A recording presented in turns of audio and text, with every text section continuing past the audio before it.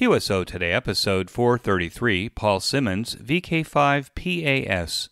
This episode of QSO Today is sponsored by ICOM America, makers of the finest amateur radios and accessories for your ham radio station, and by Nuts and Bolts magazine. Save the date for the next QSO Today Virtual Ham Expo, March 25th and 26th, 2023. Follow the link to the Expo website for more information. Welcome to the QSO Today podcast. I'm Eric Guth, amateur call sign 4Z1UG, where I demonstrate the diversity and relevance of the amateur radio hobby and its impact on society by interviewing ham radio operators, many of whom played vital roles in shaping our technology through the amateur radio hobby.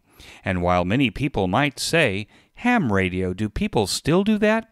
This podcast demonstrates through in-depth interviews just how amazing, diverse, and dynamic the amateur radio hobby continues to be. This may be a new leaf in the QSO Today podcast, where I have an editorial before getting started today. Last week I sent out a call for presentations for the next QSO Today Virtual Ham Expo in March. Thankfully, I received lots of replies and a number of applications for presentations around the theme, New License, Now What? I also have to say that I don't want to be the old guy in the balcony who yells at the players on stage that they're not doing it the way we did it when we were young.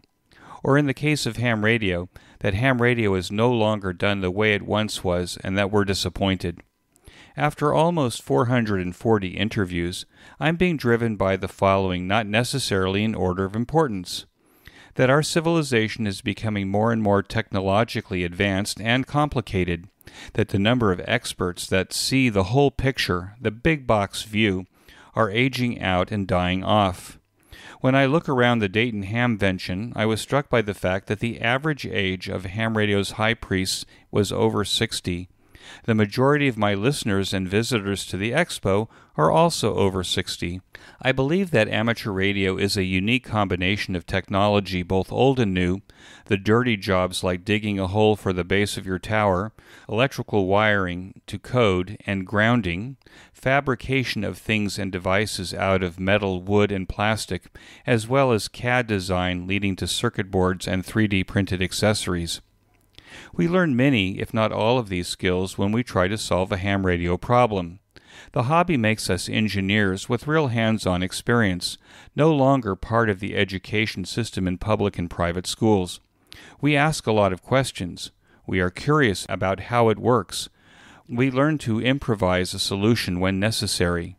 Our kids and grandkids don't know how anything works, and don't really care as long as it keeps working.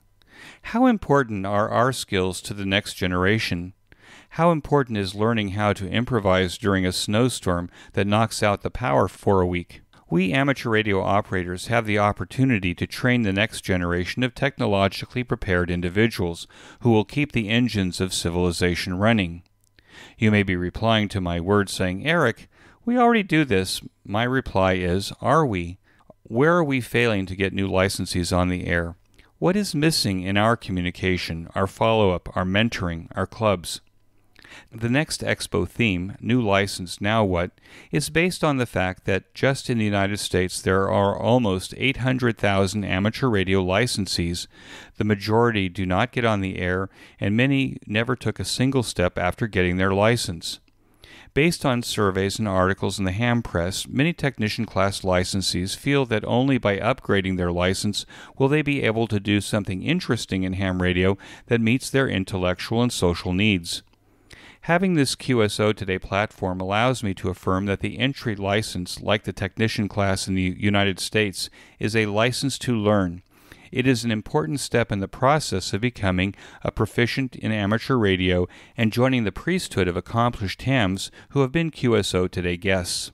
Through the next expo, I want to drive home the point that there are so many opportunities to find your place in the hobby that upgrading to the next level should be after mastering the basic skills. This is a goal based on a solid foundation of learning and knowledge, not memorization of the test questions. For almost all of the QSO Today interviewees, the novice class license was key to their long-term ham radio success. By mastering CW on a limited number of frequency bands with a very limited rig, Real skills were learned, supporting the license upgrade that followed. I received an email this week from a ham who was complaining that he missed slow-speed CW on an old vintage rig. That ham radio was not the way it once was, where hams in the CW band would slow down and enjoy the QSO at a slow speed. My reply was that there is room in this hobby for anyone who wanted to operate this way, and through a combination of national organizations like CW Ops and the Long Island CW Club, along with social media, that building an on-the-air net nationwide, worldwide, or in the local community to support this idea of ham radio was easier than ever. One has to take charge to get what they want. My point is that QSO Today and the Expo want to engage the new, younger ham without much experience to take a step in any of the directions with their technician class license, to find their place, to find their corner of the hobby that engages them the most, and to build their successes and to step into the shoes of our aging population. We can't do this without the participation of you, the older, more experienced amateur, to provide that guiding hand of experience. I hope that you will come to the Expo in March and that you will find others to join you who want to find their place, and together we can build a solid ham radio technology foundation alongside all the other groups and organizations who are doing the same in amateur radio. Last year, I asked Peter Parker, VK3YE, a guest on the QSO Today podcast, if he could recommend some hams in Australia that would make fine interviews on QSO Today. Paul Simmonds VK5PAS, while a relatively new ham, along with his wife Marija VK5MAZ, have taken the hobby to new heights by operating in the great outdoors of South Australia.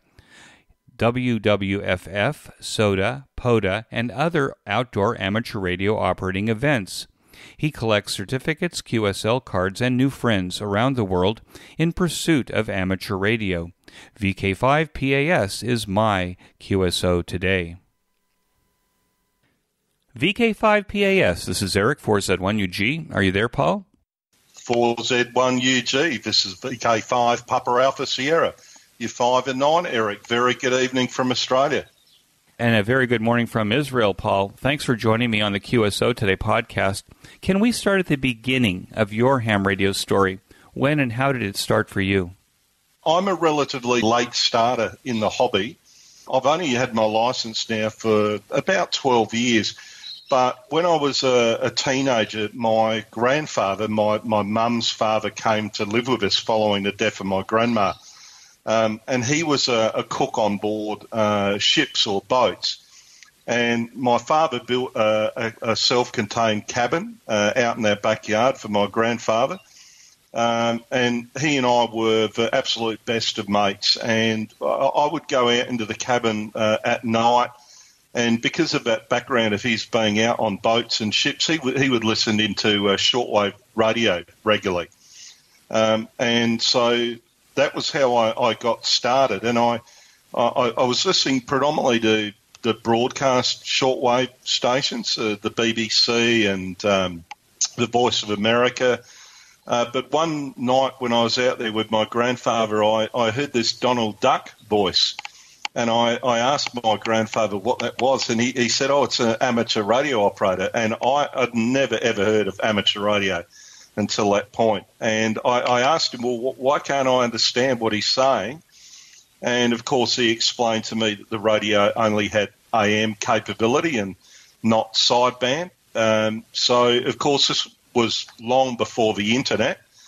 So I remember the next day I jumped on my bike. I would have been about 14, and I rode up to the library and I found a book about radio, and I learnt that if I put another little transistor radio back-to-back with this little AM radio, it acted as a beat frequency oscillator, and I could decipher the sideband and understand what these amateur radio operators were saying. So that was how I got involved initially, and a couple of years later, I was only 16.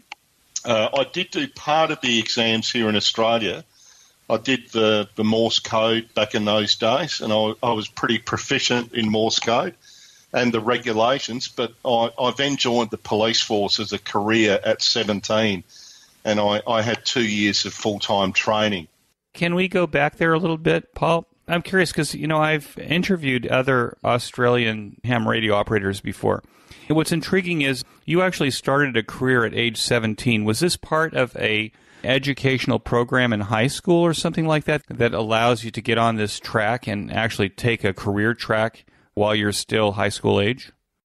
No, it has all changed now, the recruiting system, but back in February 1982 when I joined the police, you had to undertake a 2-year training course. So I was just a kid out of school, and that was my first job, and I graduated 2 years later. I'd only just had my 19th birthday, and I was thrown out into the streets as a kid. So I did 2 years of training, which was undertaken by the South Australian Police. But it was because of that commitment to training that I didn't get around to finishing my amateur radio study at the time. So this training was like, in America, I think they would call it like police academy. Was that the kind of training that you were doing for 2 years? Yeah, that's correct. So 2 years of training at the police academy. There were 5 distinct phases within that 2 years, and some of those phases related to you having to live in at the academy. Back in those days, it was very, very basic accommodation, a very tiny little room. And, of course, you had to get up very early each morning. You did compulsory physical training, and then in the classroom until 5 or 6 o'clock each day, and the only time that you got to go home was on the weekend. So that's almost kind of like military training.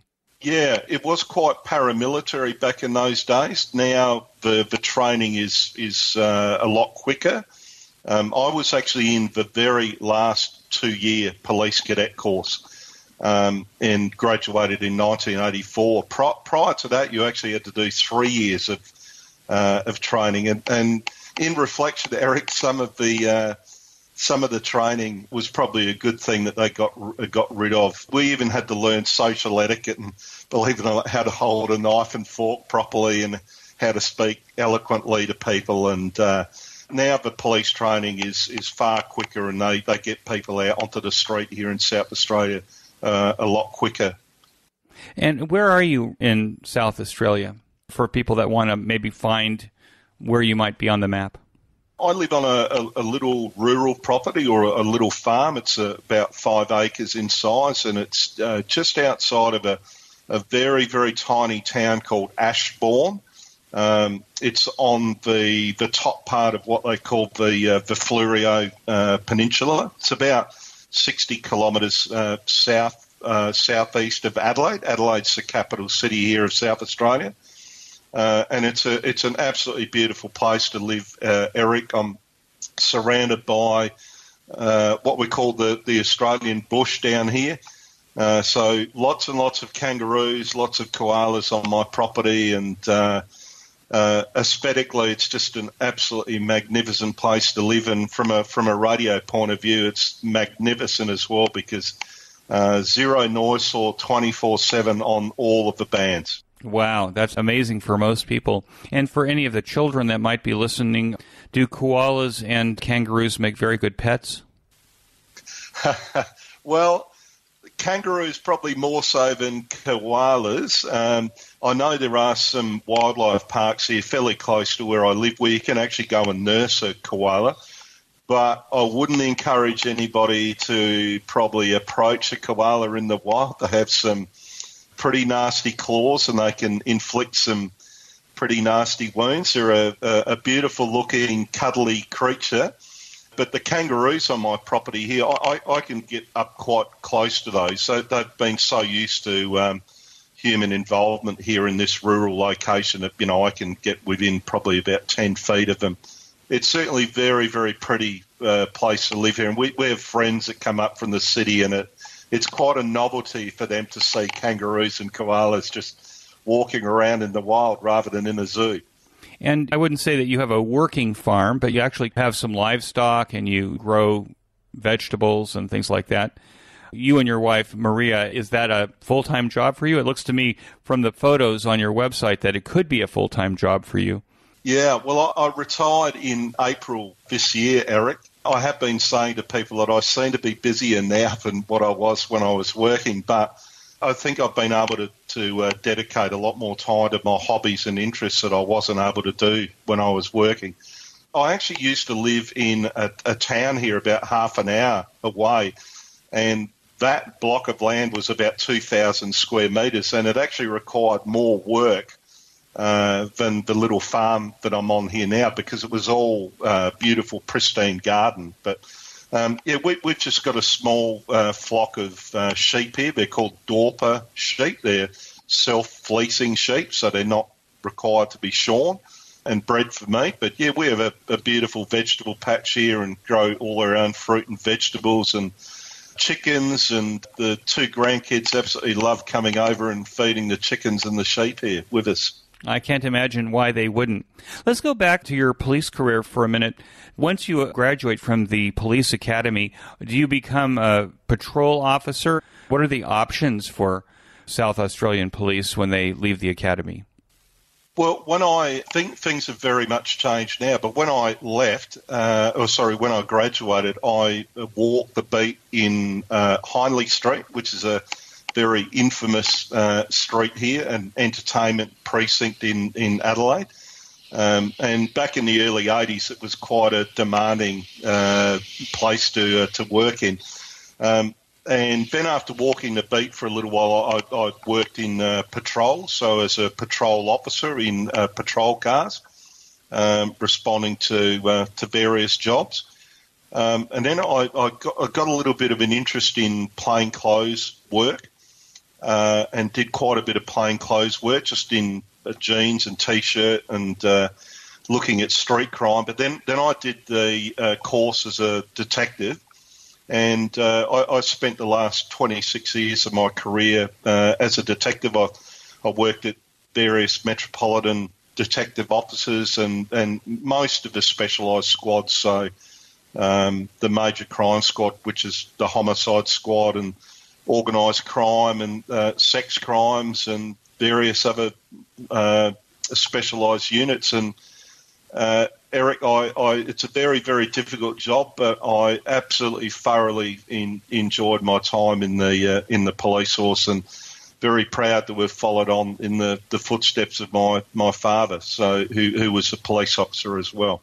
I would imagine detective work is very brain challenging, so it's like problem solving. Are you a problem solver by nature?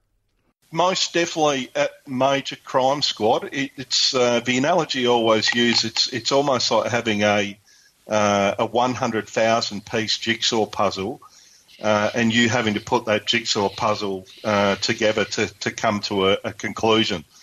So it certainly working on those sort of jobs, homicides. It's very analytical.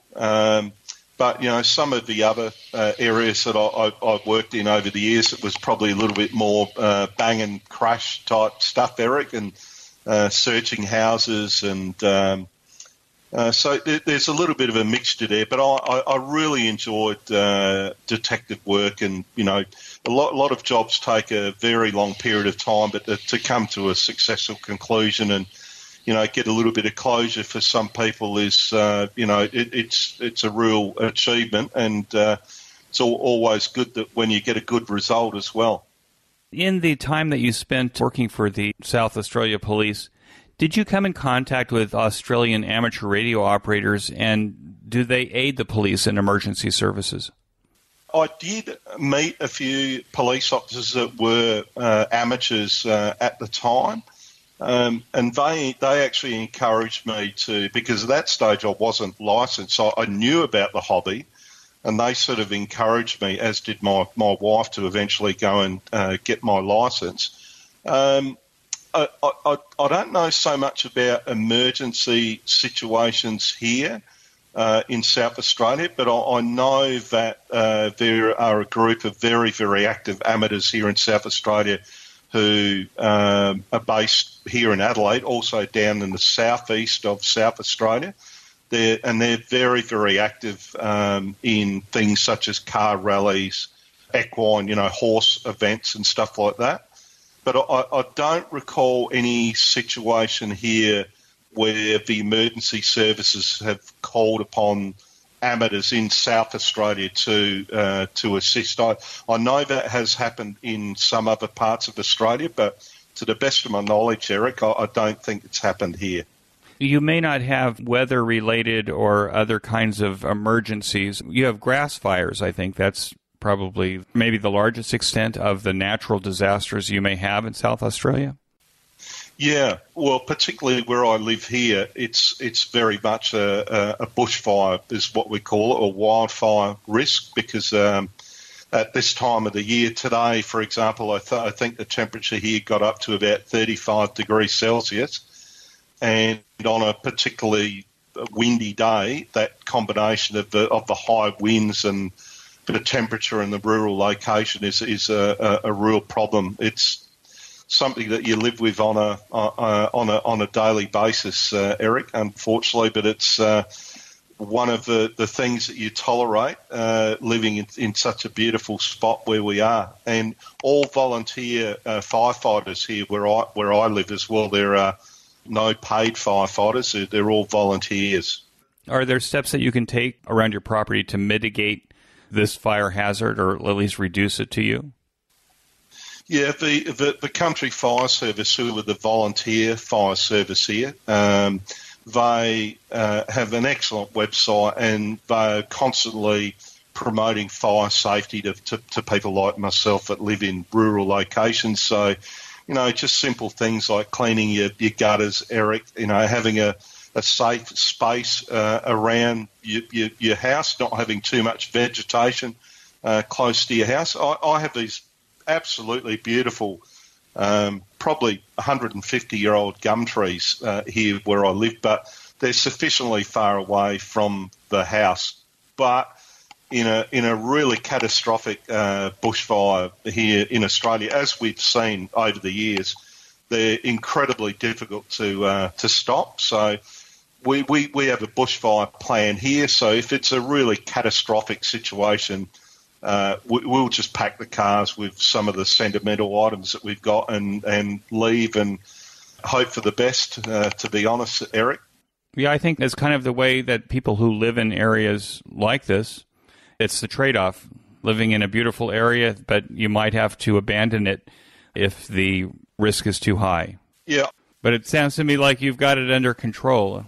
Yeah, and I don't like to lead my life being risk adverse, because if you were, you probably would never get behind the wheel of a motor car. So the chances of a severe fire occurring here, we have had some fires in the period of time that I've been here, but I try not to worry about stuff that might not happen. If it happens, Eric, then I'll worry about it. But in the interim, I just sit back and every day I just admire the beautiful location that we live in here. Would you agree that the best of life is living on the edge? Well, I probably would say that because of my career. I know in the police service, and I'm sure my law enforcement colleagues in America would be the same, you're hyper-vigilant all the time. Because if you're not, potentially that may cost you your life. We had a terrible situation here last week where 2 young police officers were shot and killed up in Queensland. So if I compare my attitude to life compared to my wife, who's far more laid back, and that hypervigilance is starting to peter out in me now. A little bit to a degree, but after 40 years, Eric, it's still there to a degree. And now this message from ICOM America. ICOM wants to wish you a Happy New Year. If Santa confused your wish list with that of someone else's, and a new battery-powered weed whacker is displayed under your tree, then it's not too late to return the mistake and head to your favorite ham radio dealer for one or all of the latest ICOM transceivers. The ICOM IC705 is the perfect sidekick and QRP companion with base station features and functionality at the tip of your fingers in a portable package covering HF 6 meters, 2 meters, and 70 centimeters. This compact rig weighs in at just over 2 pounds, with RF direct sampling for most of the HF band and IF sampling for frequencies above 25 MHz. It has become the go-to baseband rig for microwave operators. Its features include a 4.3-inch touchscreen display with a live band scope and waterfall, 5 watts with a BP272 battery pack, and 10 watts with a 13.8 DC power supply, single sideband CW, AM, FM, as well as full D-Star functions, a micro USB connector, Bluetooth, and wireless LAN, integrated GPS with antenna and GPS logger, a micro SD card slot. The HM243 microphone speaker is included, and it supports QRP and QRPP operations. The perfect accessory for the ICOM 705 is the optional LC192 backpack.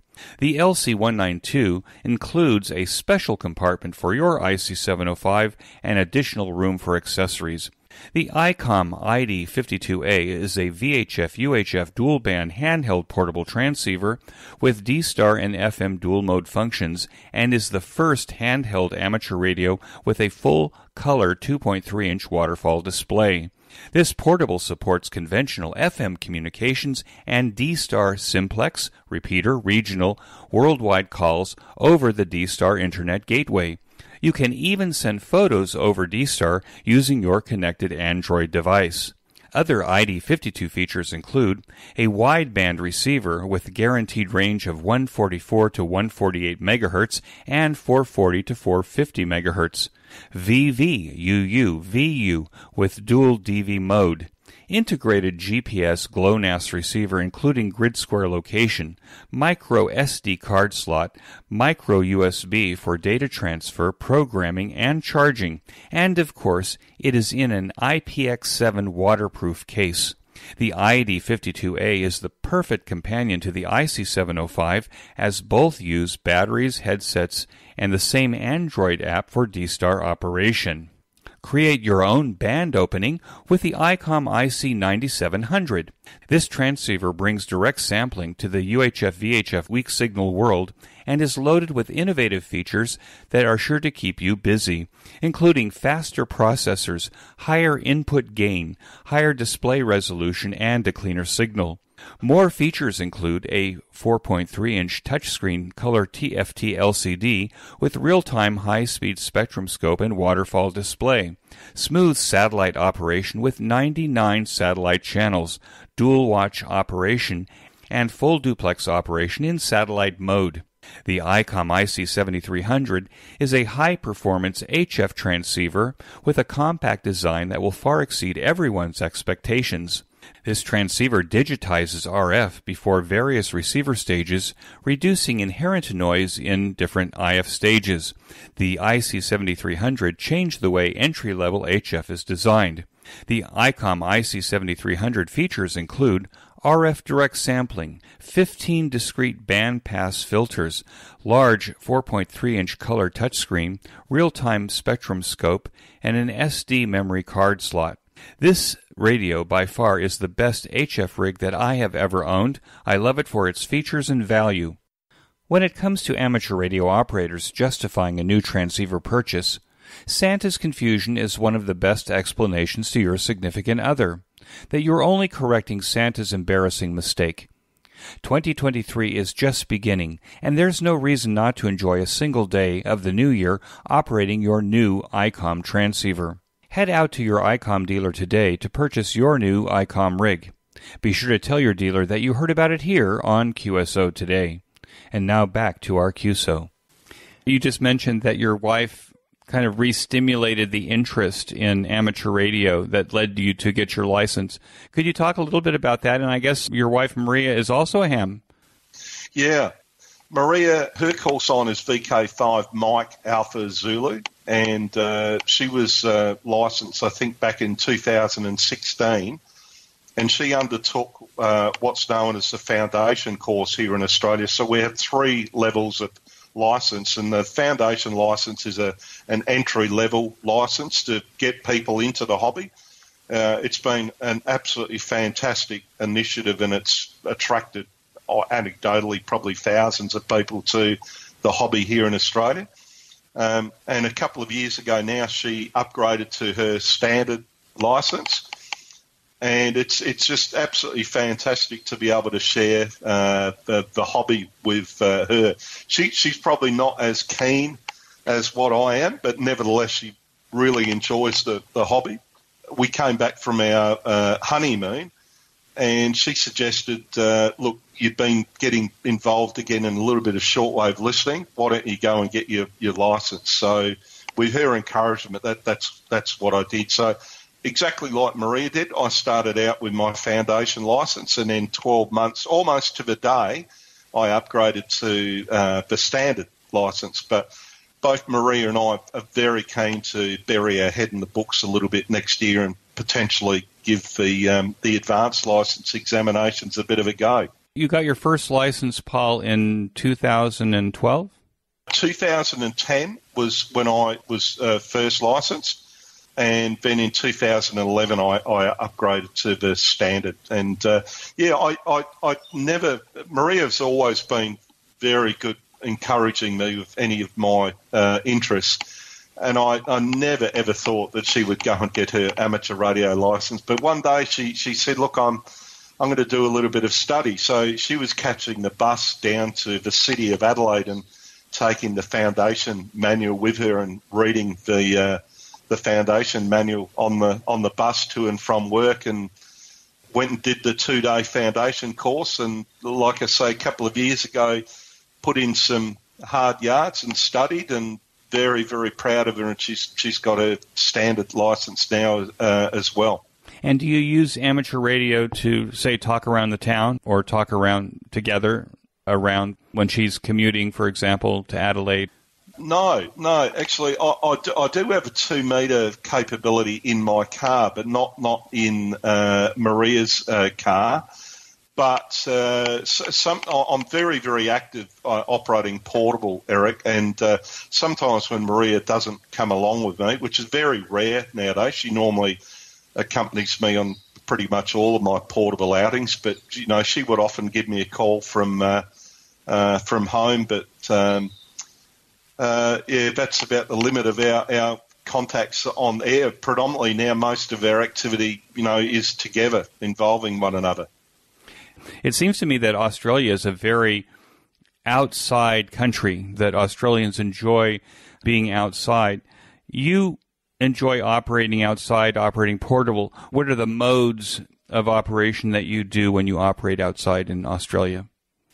I love getting out into the great outdoors here. And there are some absolutely sensational places in Australia to go to. And if it had not been for some of this portal activity, undoubtedly Marija and I probably would not have visited those places. So I remember Summits on the Air when it first started here in Australia. And I thought, gee, this sounds like a really exciting program. And that slowly kicked off. And now in Australia, it's an incredibly popular program. Encouraging people to get out into the field and, getting onto the tops of summits and hills. But I recall I worked a European park activator in Poland. I think that was in about 2011.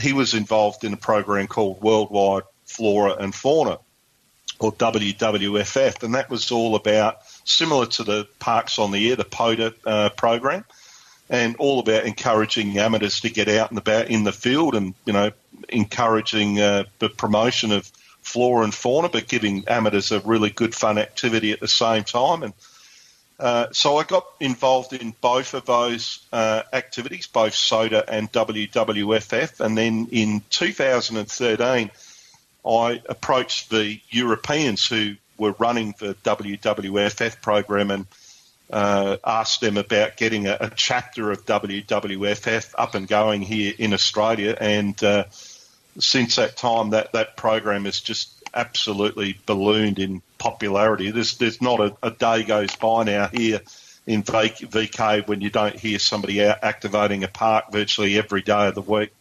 So WWFF would be kind of like POTA, Parks on the Air? It is, yep. Yep, exactly the same principle, Eric. Same principle, but it's a different program. Do you have a POTA, Parks on the Air program in Australia? Yeah, there is a POTA program here as well, and a lot of the park activators here that are involved in worldwide flora and fauna also submit their logs to WWFF.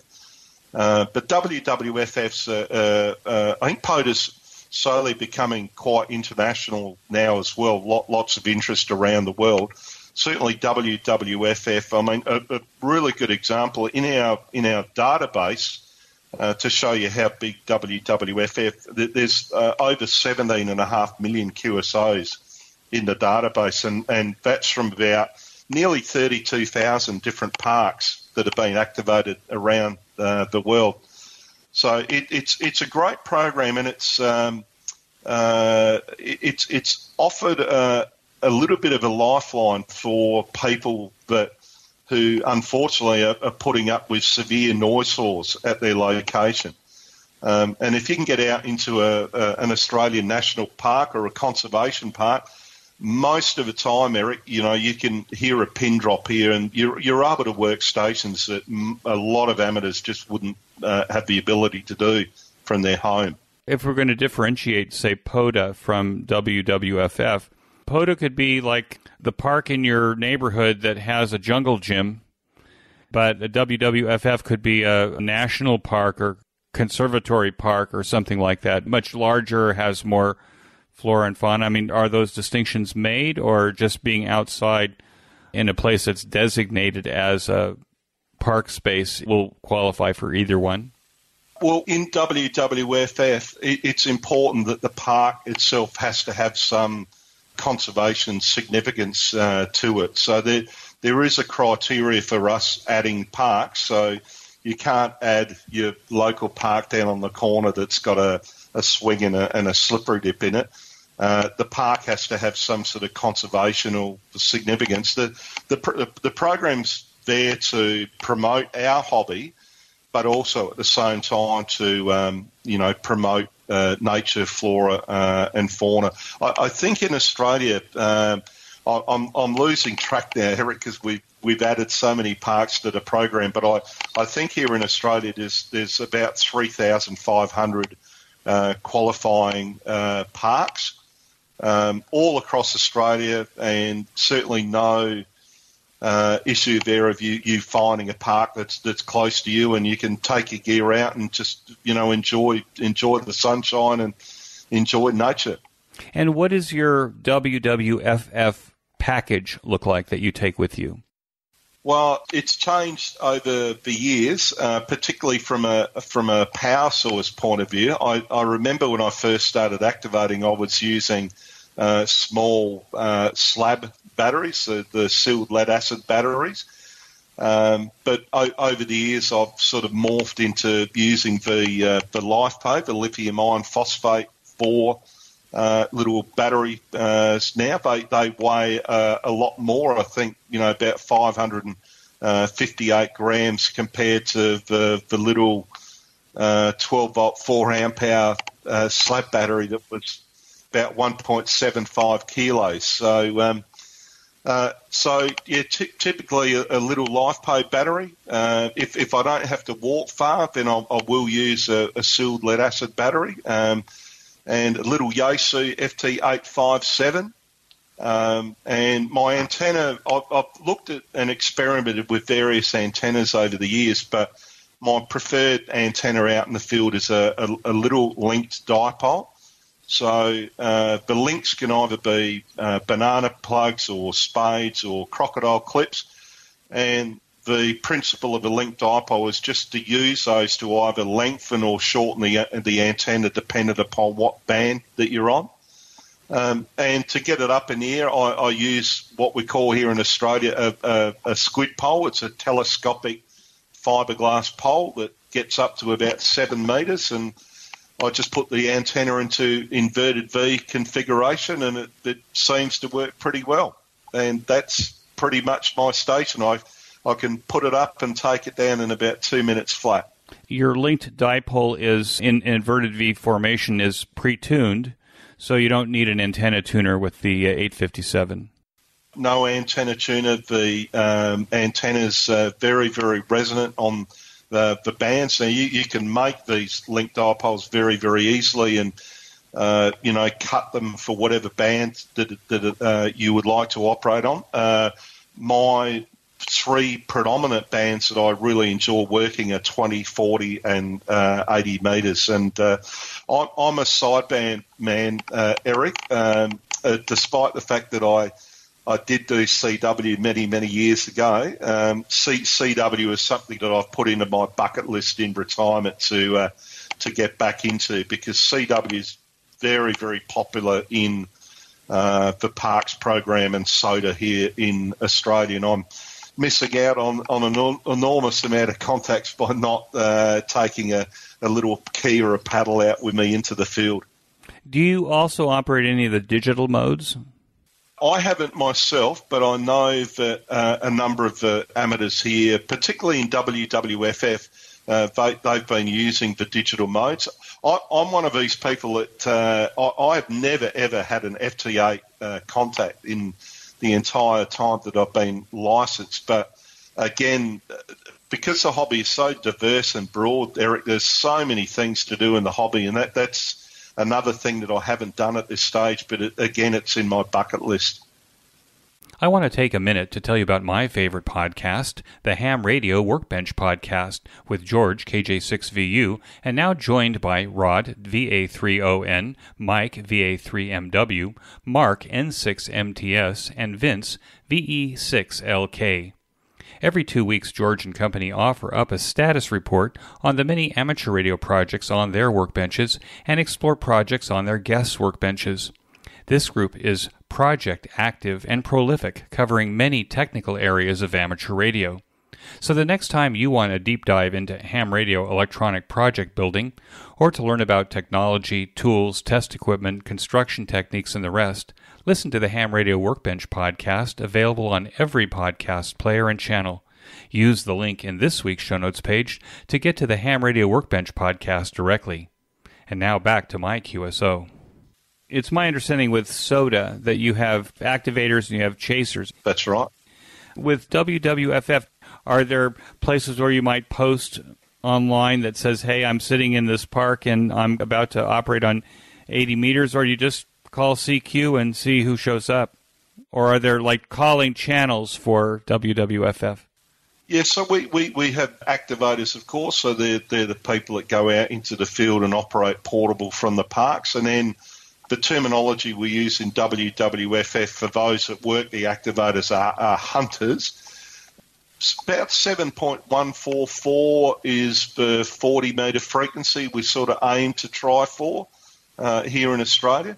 On 20 metres, it's normally 14.310, 14.244.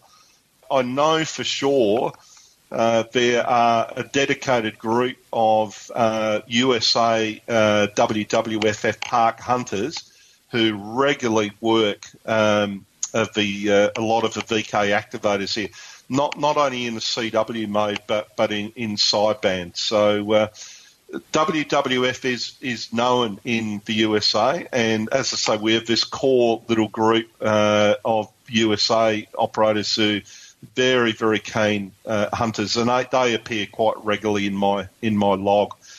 We've got an absolutely brilliant website here that was created by Alan VK3 ARH, and it's called Parks and Peaks, PARKS, and then N for November and Peaks, and you can access that from anywhere around the world, and it's a spotting and an alerting facility for SOTA, WWF activators, POTA activators, silo activators. We have a silos on the air program here.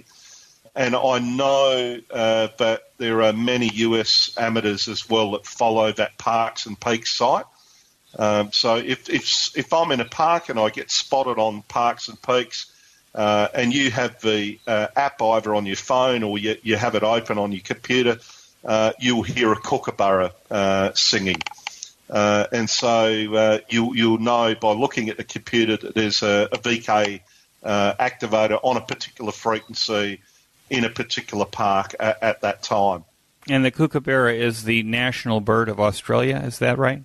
The kookaburra is a very, very famous Australian bird, and I actually have kookaburras here on my property, and they come in virtually every evening to get fed here, and they have a very, very distinctive voice. It's exactly like a laugh. Sadly, no longer around anymore, but Radio Australia, our commercial international broadcaster, actually used the kookaburra as part of their sign-on all those years ago. I remember a song as a kid, "The Kookaburra Sits in the Old Gum Tree." That's it. That's how we have some knowledge of Australia, is from childhood songs. This is very interesting because, in exploring your website and doing some research for this interview, I came across Silos on the Air, and I said, amazing, what's going on here? What are Silos on the Air for people that may not have put it all together yet? Did that start in Australia? Is that an Australian thing? Yeah. It's SOTA, or Silos on the Air. It's a relatively new program here that was created by two VK3s in the state of Victoria. And I think they created it because there were some amateurs that maybe didn't want to get involved in climbing a summit in the SOTA program, or, as they've said on their website, hacking through the undergrowth to get to a remote part. So they created the Silos on the Air program, and it's all about activating in close proximity to a silo. There are no awards or anything in that scheme. It's just all about getting out into the field, testing your portable activity. But it's a great program because a lot of these little country towns in Australia rely upon tourism.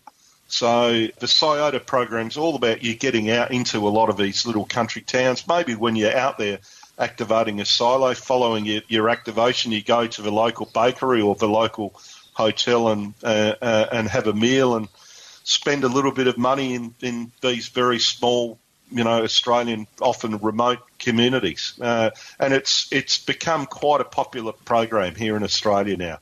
And silos are like with these grain silos that were used to hold grain before they went to market? That's right. So I think there are around about 800 silos now all around Australia that qualify for the program.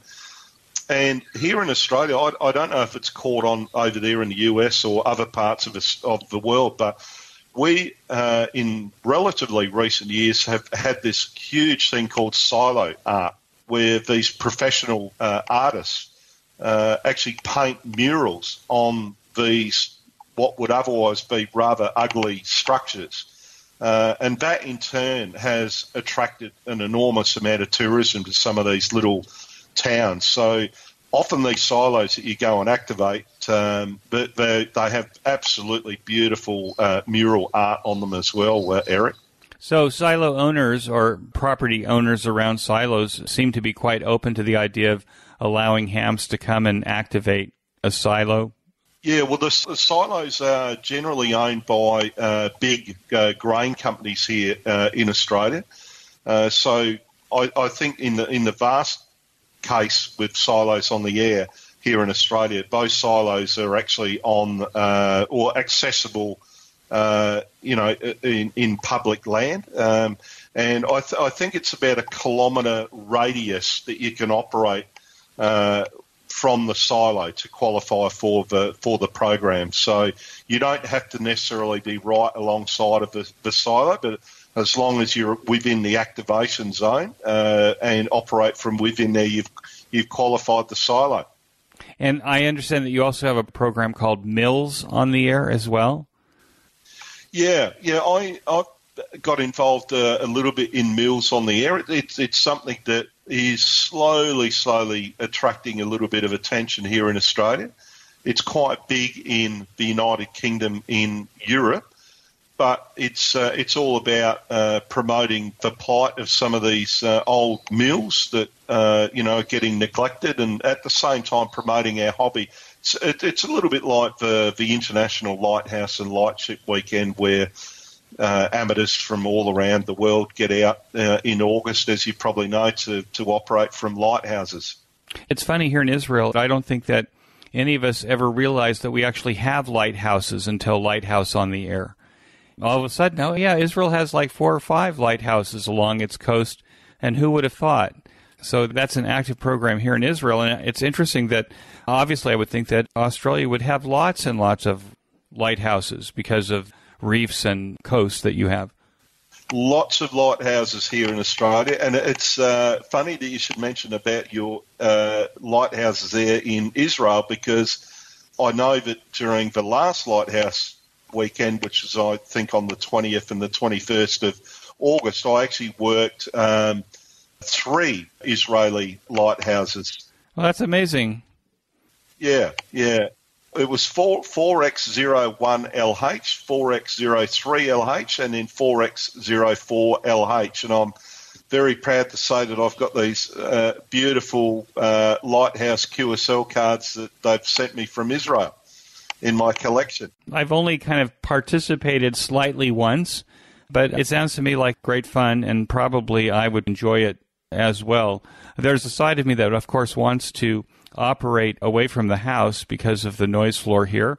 And it seems to me that for anybody that lives in either an HOA or a noisy neighborhood, that operating out in the field, whether it's silos on the air, mills on the air, POTA, SOTA, WWFF, it seems like it's obviously a great way to engage in the hobby, see some of your country, and get on the air.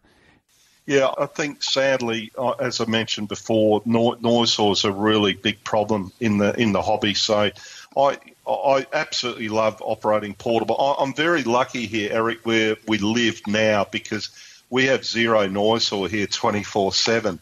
But some of my friends that have got S9 or S9 plus noise at home, for them getting out into the field just opens up a whole new world in the hobby for them, because they're able to speak to their friends, make other contacts that they just are unable to do from home. But I know with the Lighthouse weekend here in Australia, it's very, very much a social occasion as well. I've travelled over to Kangaroo Island here off the coast of South Australia with my wife and a group of other amateurs, and you make a really great social weekend of it, and throwing amateur radio into the mix, it's a huge amount of fun.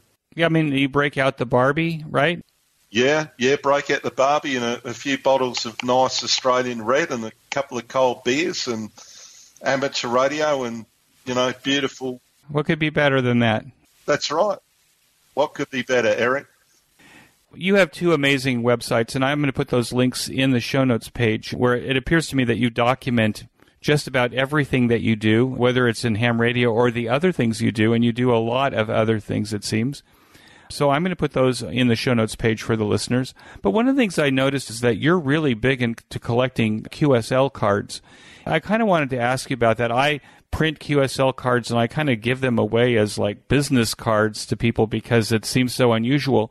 But why do you collect QSL cards, and how many do you have now? Oh, gee, I would have thousands and thousands in the collection now, Eric. I still find it really, really exciting going to the mailbox and opening up these envelopes that come from all parts of the world. Notes of friendship from other amateurs and absolutely beautiful QSL cards inside these envelopes. I love collecting them, and I have to give a big thanks here to my QSL manager, because I absolutely detest writing out QSL cards. I love collecting them, but I hate writing them out. So I've got a QSL manager in the United Kingdom, Charles M0OXO. Every month I send Charles my log, and he does all the hard work for me. I just sit back and enjoy receiving them, Eric.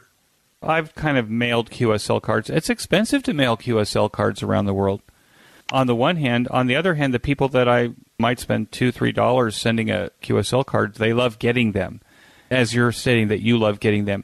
Do you think that it's now unusual to send and receive paper QSL cards when you have Logbook of the World or some of these electronic QSLs?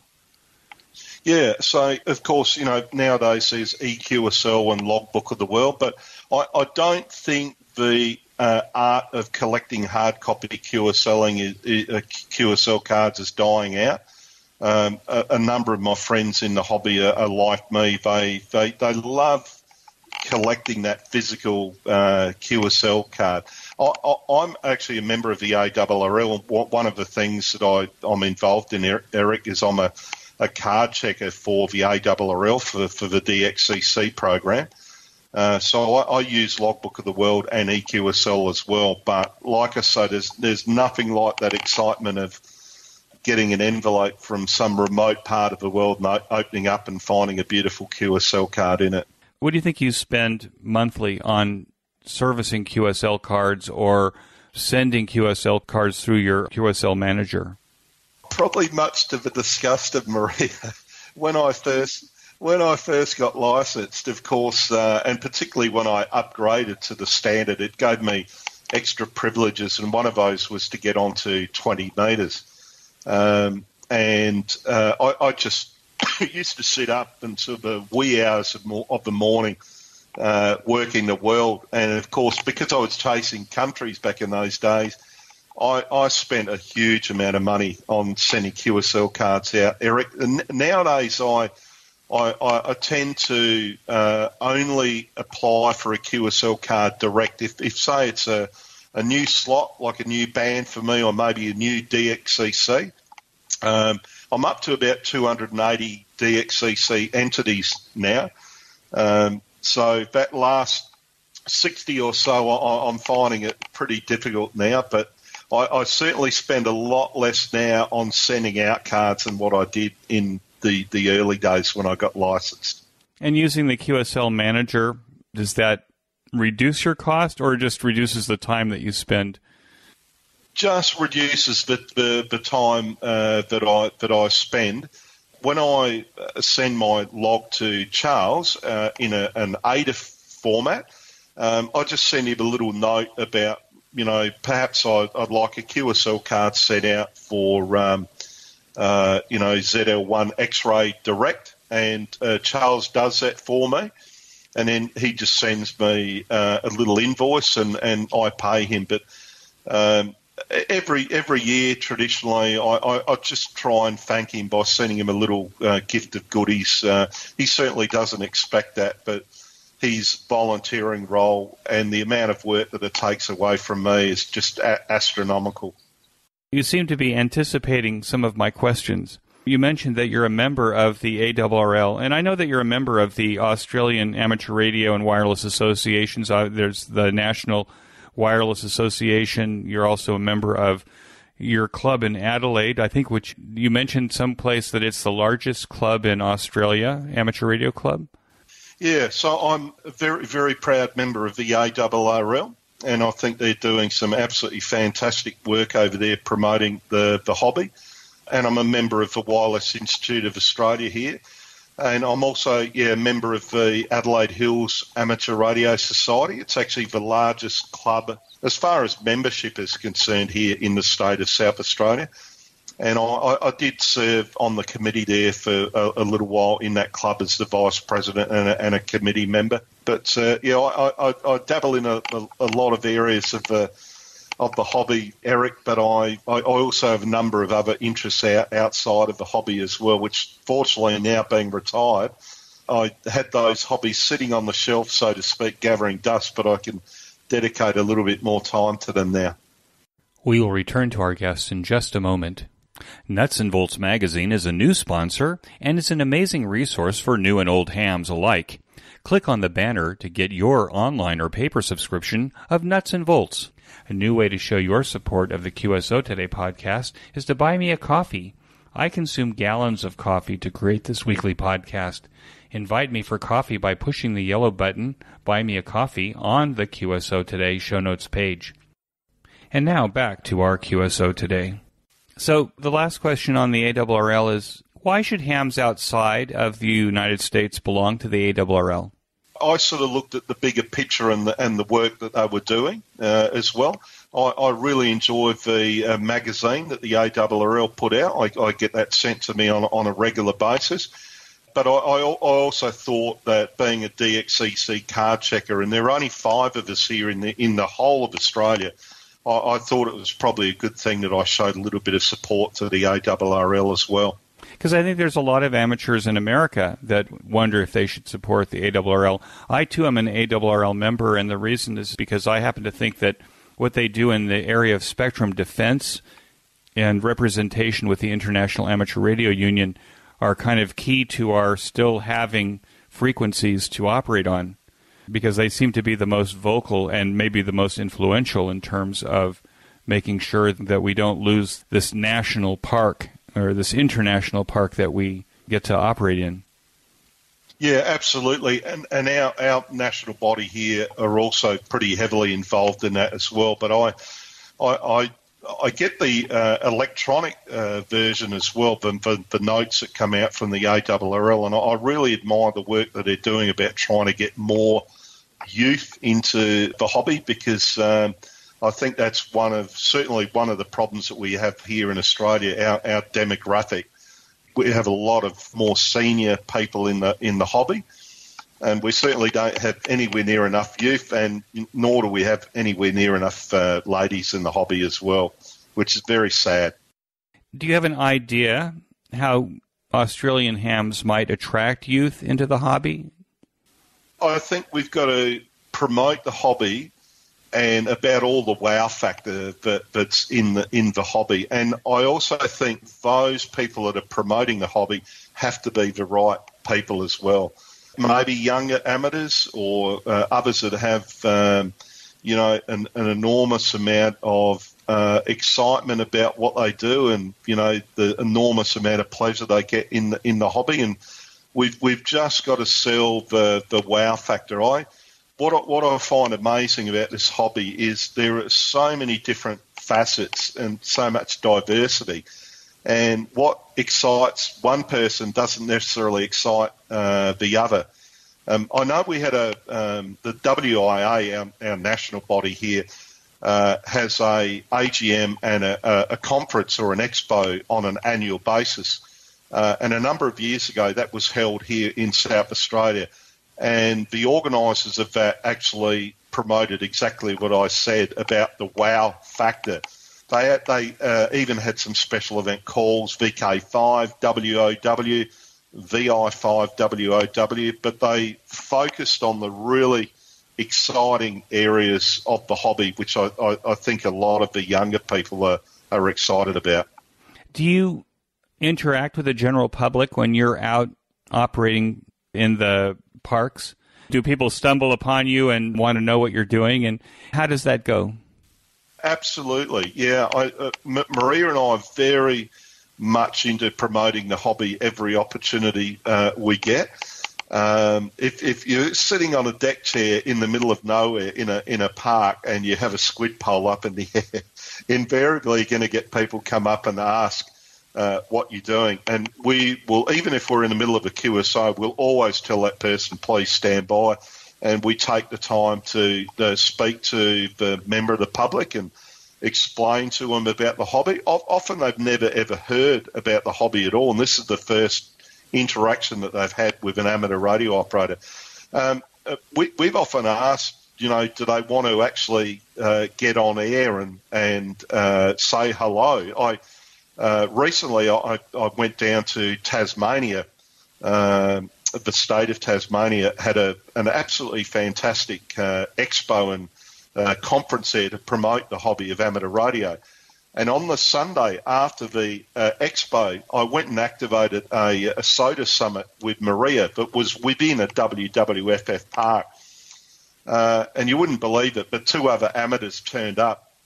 But while we were operating, there were a group of 6 people there from Singapore that asked us what we were doing. And we told them about the hobby, and we said to this one guy who was very interested, look, would you like to say hello?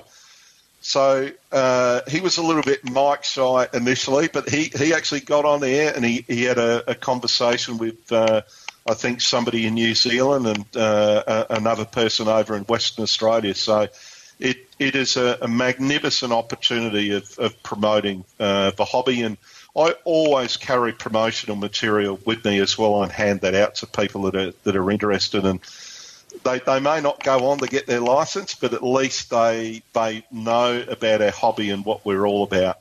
Now, the promotional material that you may carry, is that something that's prepared already from, say, the National Wireless Association or something like that? Could you send me a link that I could actually put on the show notes page for someone that wants to carry promotional information about ham radio?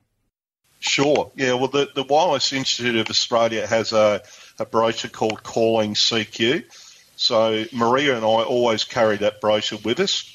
We also have a WWFF brochure, which tells people all about what we're doing. But I've also got a postcard-sized, two-sided, heavy-duty piece of paper that I've had professionally printed.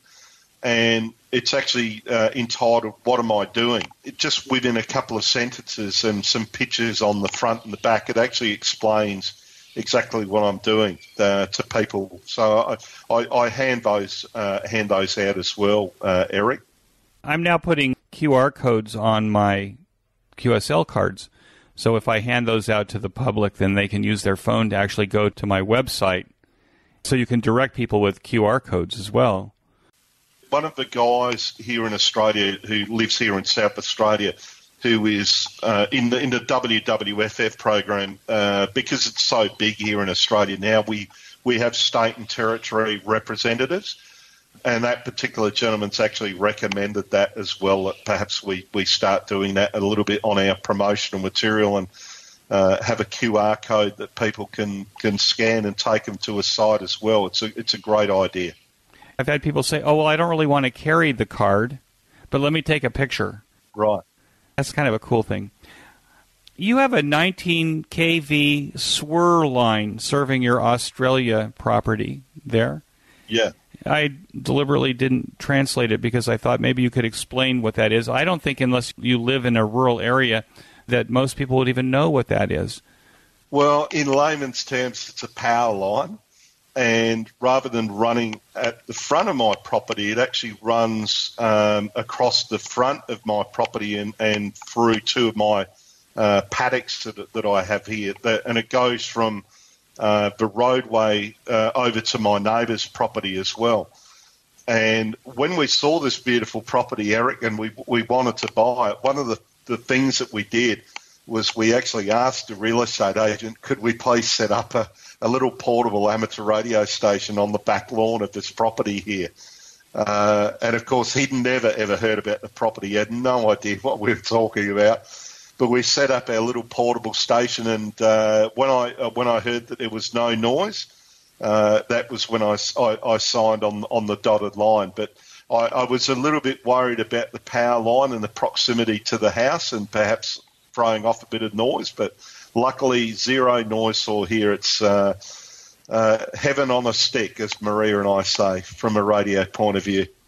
Well, I guess what was interesting to me was that it's a single wire, 19 kilovolt single wire, and that there's no neutral or ground going with it. It's just, the high voltage on a single wire, and then the ground is the ground under the pole.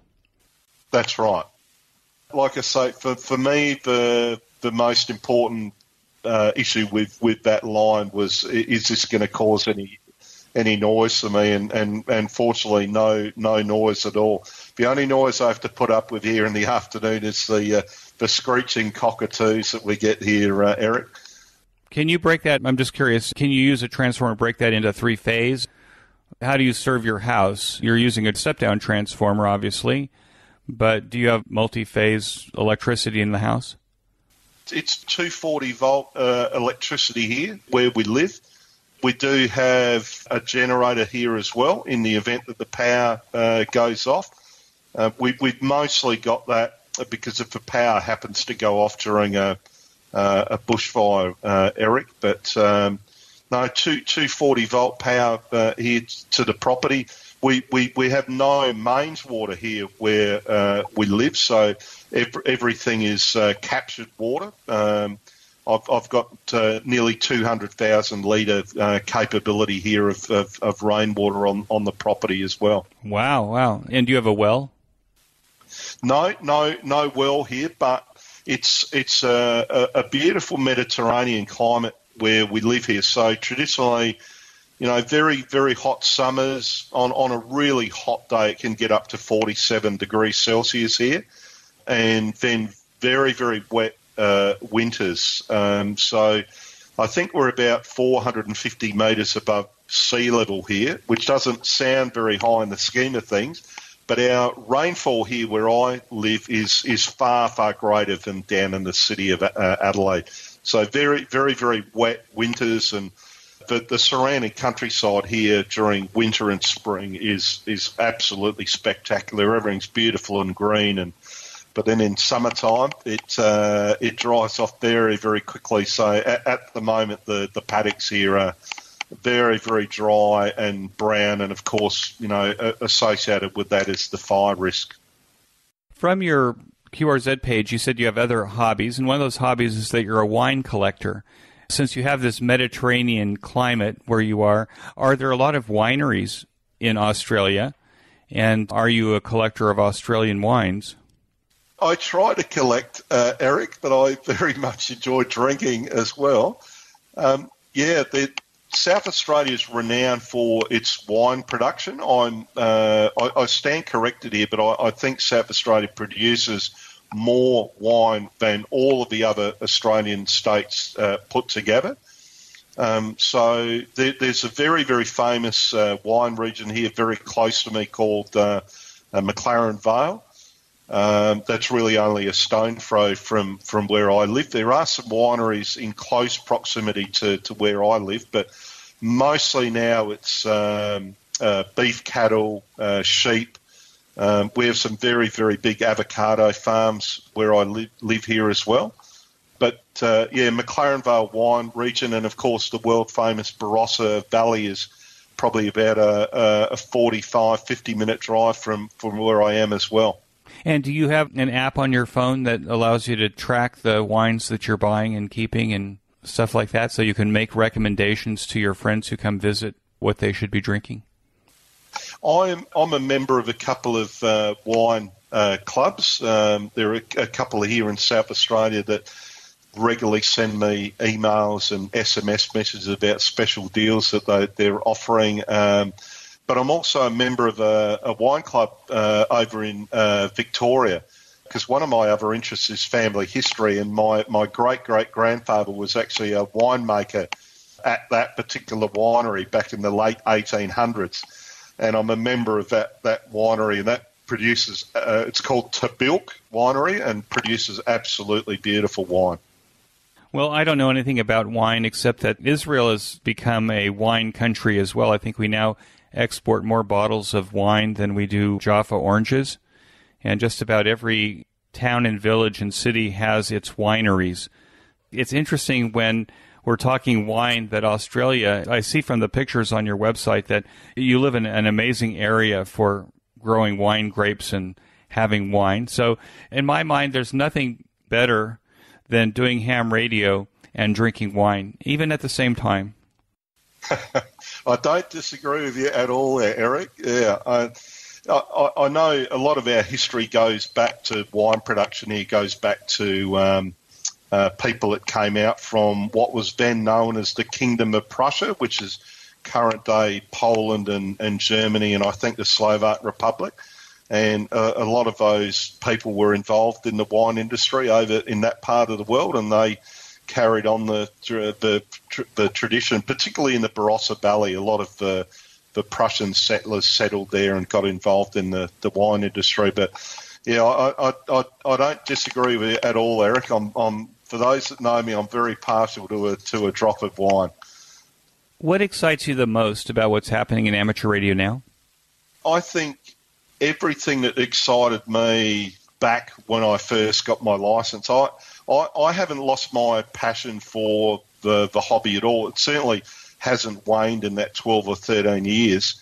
I just find the diversity of the hobby, it's just, there are so many things to do, and there's so much that I haven't done yet, like CW and satellites and FT8. So for me, it's everything in the hobby that existed when I first got licensed, Eric. It's my excitement for the hobby hasn't depleted one little bit. In fact, my craving for the hobby has probably got even greater over the years.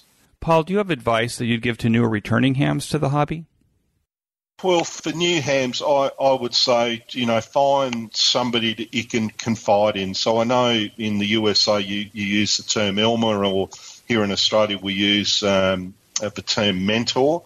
And I've got a couple of those, and I think it's important that you've got somebody like that, particularly if you're new in the hobby.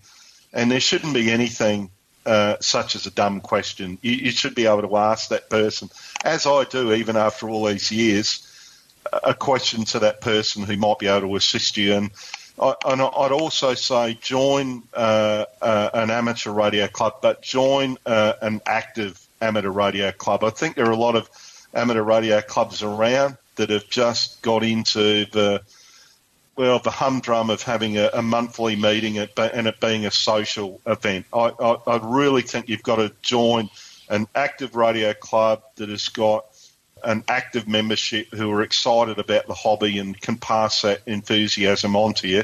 And then the last thing I'd say is probably just find a little niche in the hobby initially that you enjoy. That might be operating portable, or it might be CW. And the other thing too, I often hear in Australia on air is a little bit of pressure upon foundation operators here in Australia upgrading. It's a hobby, and it's all about having a bit of fun. So don't feel that there's any pressure upon you to upgrade. If you're enjoying the current position that you have within the hobby, within your license framework, then remain there. But just join an active radio club, find a little niche, and try and get an Elmer or a mentor that you can confide in. That's very good advice. You're causing me to think that, maybe we also apply pressure to technician class licenses in America and other places to get beyond the Baofeng radio on the repeater. And we forget that they actually have operating privileges, VHF and above, where they could do all kinds of things, like single sideband on 2 meters or 450, or other kinds of modes that are well beyond that, which require an incredible amount of expertise. So maybe there's this idea maybe that we should maybe be more vocal or better educators on what a foundation licensed person could do. Yeah, well, I know for me, Eric, when I joined, I really didn't have too much electronic background. I put a few little electronic kits together, when I was a teenager. But I had no electronics background. For me, my whole career was in law enforcement, so it was quite daunting. And I'd say to new hams, don't be perturbed by all the information that's out there. Just take your time. And there's a famous saying that I often say to people, and that's how do you eat an elephant with a teaspoon? And they often look at you, and I say slowly. That's right. And that's what I say about the hobby. Just take your time. Don't be perturbed. Don't put too much pressure on yourself. Just take it as it comes. Have a lot of fun. Find a little niche, and then progress from there. I've been in the hobby almost 50 years next year, and the novice experience in that very limited license where we could only do one or two things. That was CW on 3 low bands. You know what? That was enough to kind of make it very exciting, start to feel successful, to learn without getting yourself killed, in the high voltage in those days. And I think that maybe that's something that we need to do better with our foundation or technician class licensees, and that is that we should be able to allow them to find the fun in the hobby without thinking they have to upgrade to find the fun in the hobby. Yeah, I don't know if it's the same in the USA there, Eric, but it's always concerned me here in Australia, particularly with the foundation class license. If you don't find that Elmer or that mentor, or you don't join an active amateur radio club, I just wonder how many of those foundation operators actually fall out of the hobby. That was one of the things that kept me in the hobby. I was absolutely blown back by the amount of information that was out there. It was really daunting, but I've had some absolutely fantastic people. I've got to put a plug in for a very good mate of mine, VK5 Bravo Julia Echo, and Ivan VK5HS. They've been fantastic.